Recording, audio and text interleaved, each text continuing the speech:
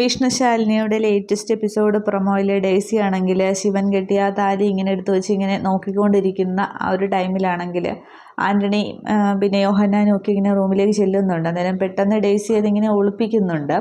എന്നിട്ട് ഇവരിങ്ങനെ ആകെ ദേഷ്യത്തിലാണ് പെരുമാറുന്നത്. ശിവനോടൊപ്പം പോയിരുന്നു എന്നുള്ളതൊക്കെ ഇവർക്ക് മനസ്സിലാകുന്നുണ്ട്. നേരത്തെ ഇവിടെ ഇല്ലായിരുന്നല്ലോ, അപ്പോൾ ശിവനെ മാത്രമേ വിവാഹം കഴിക്കൂ എന്നുള്ള നിലപാടിൽ തന്നെയാണ് ഡെയ്സി നിൽക്കുന്നത്. അപ്പം യോഹന്നാൻ ഇങ്ങനെ ആകെ കലി തുള്ളുന്നുണ്ട്.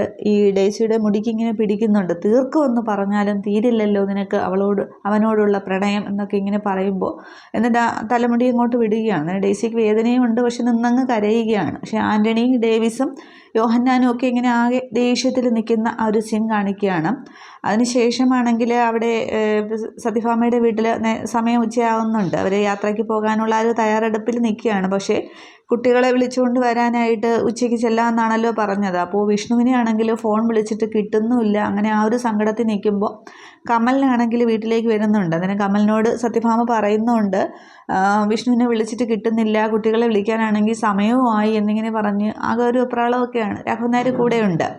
അന്നേരം ഈ കമലം പറയുന്നുണ്ട്, അത് ഓർത്ത് ടെൻഷൻ ആവുകയൊന്നും വേണ്ട, ആശാൻ എവിടെ ഉണ്ടെങ്കിലും ഞാൻ കൊണ്ടുവരും എന്നിങ്ങനെ കമലം പറയുന്നുണ്ട്. കമലനാണെങ്കിൽ പറയുന്നുണ്ട് സ്കൂളിലേക്ക് ചെന്നപ്പോൾ ആശാൻ ഇങ്ങനെ ഒറ്റയ്ക്ക് വണ്ടി എടുത്ത് പോയി എന്നുള്ളത്.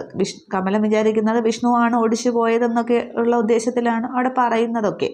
ഇതേസമയം അവിടെ വിഷ്ണുവിനെ കാണിക്കുന്നുണ്ട്.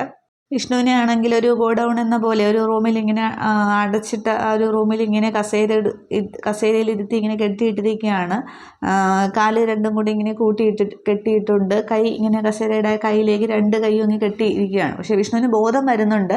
വിഷ്ണു ഇങ്ങനെ കണ്ണ് തുറന്ന് നോക്കുമ്പോൾ ഈ ഒരു പരിചയമില്ലാത്ത ഈ ഒരു സ്ഥലം. പക്ഷേ വിഷ്ണു കാലിലെ കെട്ടും കയ്യിലെ കെട്ടുമൊക്കെ ഇങ്ങനെ അഴിക്കാനായിട്ട് ആവുന്നത്ര ശ്രമിക്കുന്നുണ്ട്. പക്ഷേ സാധിക്കുന്നില്ല. വിഷ്ണു ഇങ്ങനെ ആകെ വിയർത്ത് കുളിച്ചിങ്ങനെ ആ ഒരു കസേരയിലിരിക്കുന്ന ആ ഒരു സീനുമാണ് കാണിക്കുന്നത്. അപ്പോൾ ഇനി വിഷ്ണു അവിടെ നിന്ന് രക്ഷപ്പെടുമോ ഇല്ലയോ എന്നുള്ളതാണ്. ആ ഡാനിയും ബാക്കി ഈ ഹൈദ്രോസോ അബൂബക്കറോ ഒക്കെ മിക്കവാറും വിഷ്ണുവിൻ്റെ അടുത്തേക്ക് വരുമായിരിക്കും. അവിടെ നിന്ന് വിഷ്ണു രക്ഷപ്പെടുകയാണ് എന്നുണ്ടെങ്കിൽ ഇവരുടെ അടുത്തേക്ക് എത്തും. പക്ഷേ അതിനോടകം അവർ വിഷ്ണുവിനെ എന്തെങ്കിലും അപകടപ്പെടുത്തുമോ ഇല്ലയോ എന്നുള്ളതൊക്കെയാണ് അറിയേണ്ടത്. അവിടെയാണെങ്കിലും ശാലിനി ഇങ്ങനെ കോളനിയൊക്കെ സീൽ വെച്ചിറങ്ങുന്ന സമയത്ത് ശിവൻ എത്തും. അവിടെയും എന്ത് വെല്ലുവിളിയൊക്കെയാണെന്നുള്ളത് നമുക്ക് എപ്പിസോഡ് വരുമ്പോൾ നോക്കാം. Okay, thank you.